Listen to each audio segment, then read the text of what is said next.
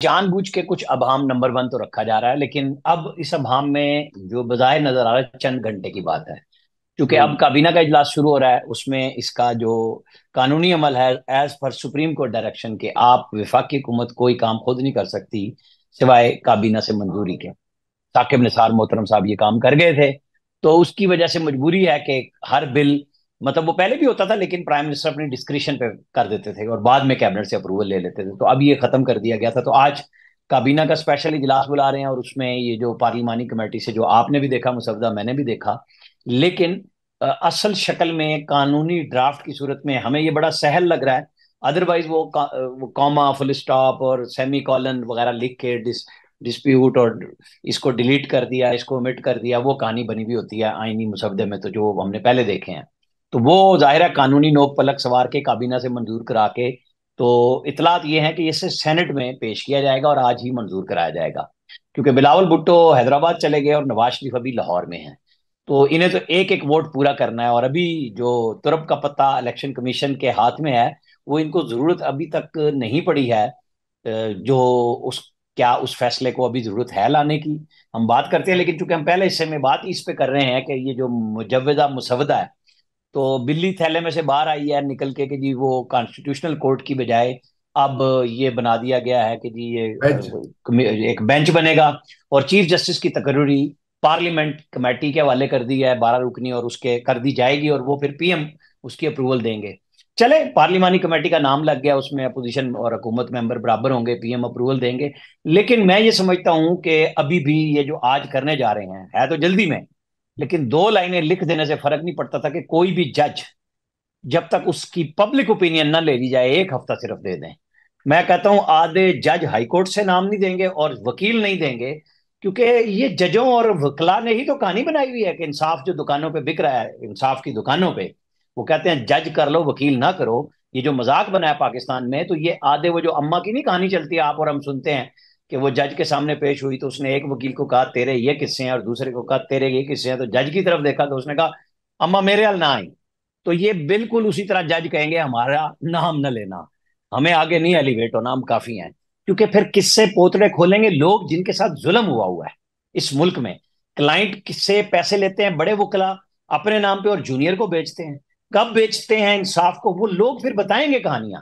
ये सिर्फ पार्लियामेंट के पास भी नहीं होनी चाहिए, लोगों से पूछना चाहिए। ये क्या बात है कि आप एक पीएन भर्ती करें और 12 जज अप्रैल 92 में फैसला देते हैं बैठ के सुप्रीम कोर्ट के, कि जनाब पीएन जो है आपके, जो उस वक्त एनडब्ल्यूएफपी था, वो बगैर इश्तिहार के भर्ती हुआ, मुझसे निकाल रहे हैं। भाई आप जजों का इश्तिहार क्यों नहीं लगाते? ये क्या है कि चैंबरों की चिटें देते हैं आप हर एक जगह पे। मैं तो शुरू दिन से इस बात के हूं कि जजों की ओपन सिलेक्शन होनी चाहिए, चिटबाजी पे नहीं होना चाहिए। कि ये साकिब निसार साहब जो 30 साल का प्लान भर्ती करके चले गए थे कि फौज थी, कि जनाब परेड में आएंगे हमारे जज, ये इसके बाद ये इसके बाद ये, तो बीच में अचानक कादी फायदी सा आ गए। उस वक्त बहरहाल बहुत से लोगों ने उनको रेस्क्यू अरे, किया। तो आज जो बिगड़ा हुआ हमारा मामला है, ये जजों की इन सिलेक्शन की वजह से है। जी जी, मैं आपकी बात बिल्कुल फॉलो कर रहा हूँ, लेकिन मैं उस पर बिल्कुल आता हूँ। लेकिन सबसे पहले तो ये बताएं कि अब ये तरमीम जो है, इसके ऊपर मौलाना फजलुर रहमान ऑन बोर्ड हैं या नहीं। देखे ना, इस वक्त तो नंबर गेम है राना साहब। सीधी सादी बात है कि अब नंबर्स चाहिए कौमी असेंबली में और सेनेट में, 2/3। वो नंबर किस तरह पूरे होंगे? कल तक, बल्कि आज सुबह तक यही बात जारी थी कि नंबर्स नहीं पूरे। क्या वो नंबर्स पूरे हो गए हैं या हो जाएंगे? देखिए, बगैर नंबर पूरे हुए मेरा नहीं ख्याल कि काबीना ये शहबाज शरीफ साहब अब ये हमाकत करेंगे कि काबीना का इजलास करेंगे, उसमें मुसवदा भी अप्रूव कराएंगे, मुजवदा बिल पास कराएंगे और सेनेट में ले जाएंगे और अपनी सुबकी कराएंगे। अब नजर ये आ रहा है, जो बहुत सारे साथियों ने भी ट्वीट किए, कि मौलाना, और मौलाना ने उसकी तस्दीक ये की कि मेरे एक मेंबर गायब है और उनके बच्चे मेरे घर पे हैं, और वो जो कान में बात कर रहे थे सेनेटर उनके मुर्तजा साहब के, जनाब आप उनको बताएं कि हाँ ये नाअहल हो जाएंगे। तो नाअहलियां इस मुल्क में कोई नहीं डरता अब। ये सब चीजें सामने आ चुकी हुई हैं, वो दोबारा मुंतखब हो जाएंगे अगर उन्होंने ये तय कर लिया है। और हो सकता है कि वो अक्सरियत में 5 सेनेटरों में से अगर 3 चले जाएं मौलाना के, तो उनके ऊपर तो पार्लिमानी पार्टी तो वो खुद बन जाएंगे। वो नहीं मानेंगे मौलाना के भाई को, अताउर रहमान साहब को, कि भाई हम खुद अक्सरियत में तो फैसला हम कर लेंगे।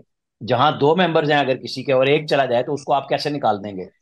तो ये कोई खुफिया वोटिंग भी नहीं है। तो ये बिल्ली थैले से इसलिए बाहर कही कि अभी आ जानी है।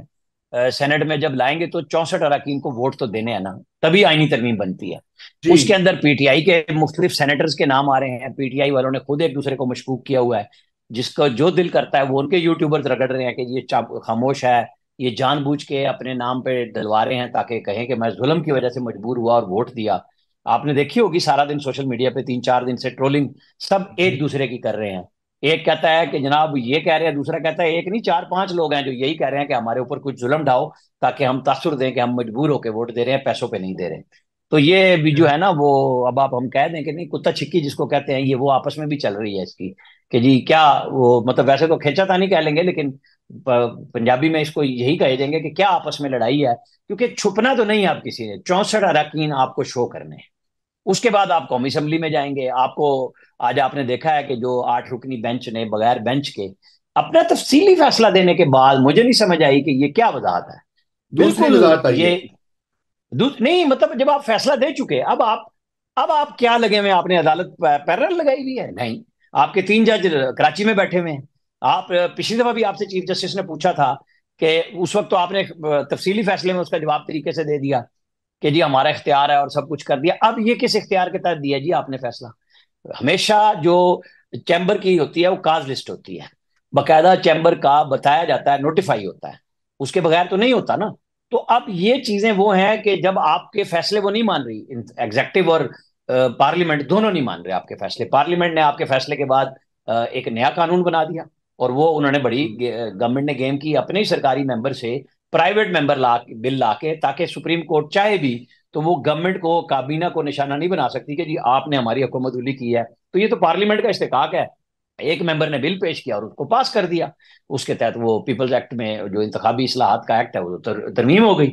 अब भी ये जो सुप्रीम कोर्ट में आईनी बेंच के लिए नए जज बनाएंगे वो भी प्राइवेट मेंबर बिल के जरिए बनाने जा रहे हैं। वो तैयारी इनकी है, साथ ही कर देनी है इन्होंने। तो अब जो सुप्रीम कोर्ट ने फैसला दिया है, तो इलेक्शन कमीशन, मेरा नहीं ख्याल कि वो इनके फैसले को मानने जा रहा है। वो स्पीकर के जो खत आए हुए हैं, 2 कौमी असम्बली के और एक पंजाब असम्बली का, वो शायद जब जरूरत पड़ी, अगर कल कौमी असम्बली में अगर जरूरत पड़ी, जो आपने सवाल पूछा है मौलाना फजलुर रहमान वाला, कि अगर आज सेनेट में हो जाते हैं और वो वहां पे विधक कहते हैं, हम क्या कहें कि जी वो विधक जाएंगे और वो नहीं देंगे वोट, तो फिर ये भी आ सकते हैं। ये 14 तो मुस्लिम लीग नून को मिल जाएंगे, 6 पीपल्स पार्टी को मिलेंगी मखसूस नशिस्तें, और 3 जेयूआई को मिल जाएंगी। तो वो तो सिर्फ 10 11 मेंबर्स की कमी है ना। यानी अगर स्पीकर वोट ना भी डालेंगे, चैलेंज वोट ना भी हो, तो 11 वोटों की कमी थी ना, कि 8 मौलाना फजलुर रहमान के और 2 वो आजाद मेंबर्स जो सुप्रीम कोर्ट के भी किसी फैसले के तहत नहीं आते और फिर भी आजाद हैं, जिनमें से 3 लोगों के बारे में मुसलसल खबरें आ रही हैं कि वो गवर्नमेंट के लोगों के पास हैं ऑलरेडी, जिसपे पीटीआई बार बार स्यापा भी डाल रही है कि जी देखे हमारे लोगों को उठा लिया और वो लोग भी हमें धोखा दे रहे हैं, फलाह कर रहे हैं। तो वो भी उन्होंने किया हुआ है। लेकिन अगर जरूरत हुई तो कमक जो पहुंचाने का काम है वो फिर हो जाएगा। वो 14 मेंबर्स तो सिर्फ नून को मिल जाएंगे और 6 मिल जाएंगे इनको। अगर जेयूआई नहीं भी आए तो 20 मेंबर्स मिल जाएंगे 11 की जगह। क्योंकि इलेक्शन कमीशन सिर्फ अपने फैसले की अनाउंसमेंट पे रुका हुआ है ना। उन्होंने डेलिब्रेशन तो 3 मीटिंग्स में अपनी मुकम्मल कर ली हैं। जब अब यही इतला है ना कि जो सियासतदान करते हैं, जो राजनीति का खेल है, वो हमारी सुप्रीम कोर्ट में पुराना आ रहा है लेकिन अब खुल के आ रहा है आज के फैसले ने। कि एक तरफ इलेक्शन कमीशन बैठा है, वो फैसला करने जा रहा है, तो वह 8 रुकनी जजों की दोबारा वजाहत आ गई। भाई आपने तफसीली फैसला दे दिया था, आपने कोर्ट लगानी है तो बैठ के लगा लेना। जस्टिस अजमल मियाँ को भी तो जस्टिस सईदुद्दौमान सिद्दीकी मरहूम ने ही लगा दिया था ना, चीफ जस्टिस के अलजाद ट्रस्ट के तहत, जनाब सज्जाद अली शाह साहब आप घर जाएं। 2 दिसंबर 1997 को उनका फैसला आ गया था कि आप चीफ जस्टिस नहीं है और ये हैं अजमल मियाँ। और वो टाइम पे अपने आके उन्होंने काम भी शुरू कर दिया था बगैर सदर फारूक लगारी के साइन के। उसके बाद वसीम सजाद ने उनके दस्तखत करके उसको बाकायदा ऑर्डर कर दिया था कायम मकाम सदर बनने के बाद। तो ये चीजें हमारी हिस्ट्री में मौजूद है। लेकिन अभी सुप्रीम कोर्ट ने कोई ऐसी रजिस्ट्री नहीं बैठी। ये 3 जज कराची में बैठे हैं, 5 इधर बैठे हैं, छुट्टी का दिन है कल। तो वैसे तो छुट्टी के दिन भी सब कुछ होता है, जैसे कल कौमी असम्बली का इजलास भी होगा और उसमें वो आईनी तरमीम पास करने जाएंगे। लेकिन सच्ची बात यह है कि ये मुल्क बिगाड़ दिया हमने, हमारे बड़ों ने बिगाड़ दिया, तबाह करके रखा।